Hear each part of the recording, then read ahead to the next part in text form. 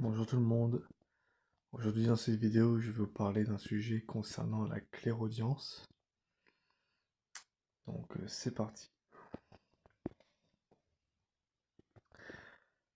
Donc pour utiliser la clairaudience, il faut en premier lieu pour la développer, apprendre à distinguer la différence entre les pensées qui proviennent de notre mental, de notre intuition et de notre clairaudience.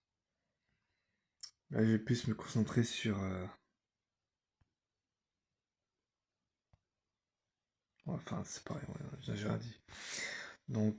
C'est parti. Donc les pensées provenant du mental sont souvent des pensées lourdes, très terre à terre.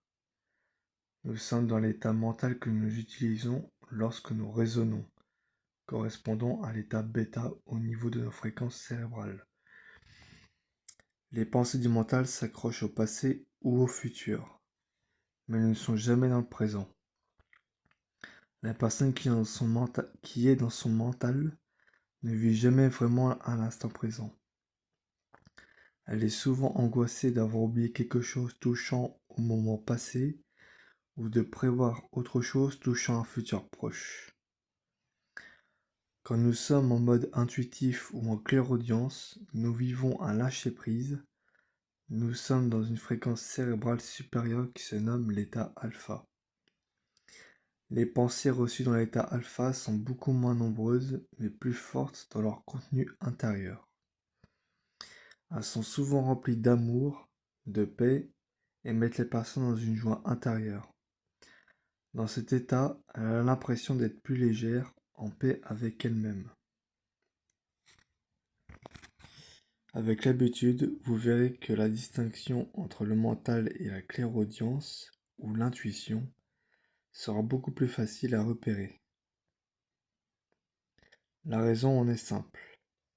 Les créations provenant de notre mental n'anticipent pas beaucoup, comme si notre mental avait seulement un développement de 2 ou 3 pensées d'avance par rapport à ce que nous sommes en train de penser à l'instant même. A l'inverse, lorsque nous entendons quelque chose par clairaudience ou par intuition, cela provient souvent de très loin. De plus, cela n'a souvent aucun rapport avec tout ce que nous pensons à l'instant même. Nous voyons comme si des messages extérieurs venaient à nous, malgré notre état mental du moment.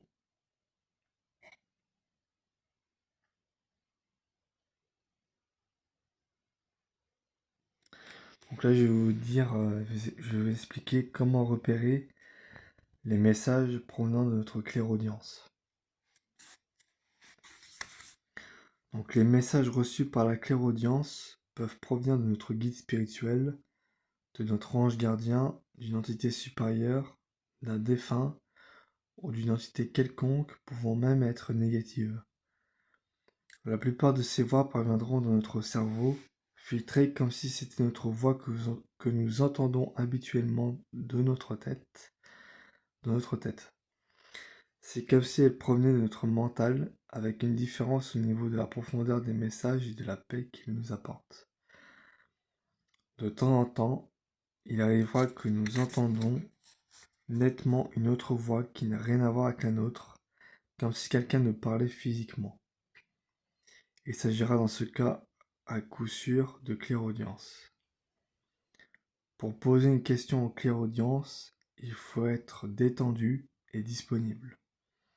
Il nous faut en premier lieu nous relaxer pour nous mettre dans un état d'écoute intérieur dépassant le niveau du mental, c'est-à-dire en nous mettant dans un état où le cœur domine.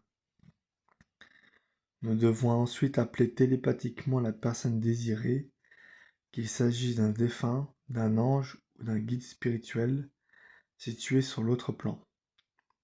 C'est comme si vous appeliez à voix haute cette personne, mais cette fois-ci vous l'appellerez avec votre pensée, en lui envoyant une pensée forte. Vous lui demanderez ensuite si elle peut vous transmettre un message.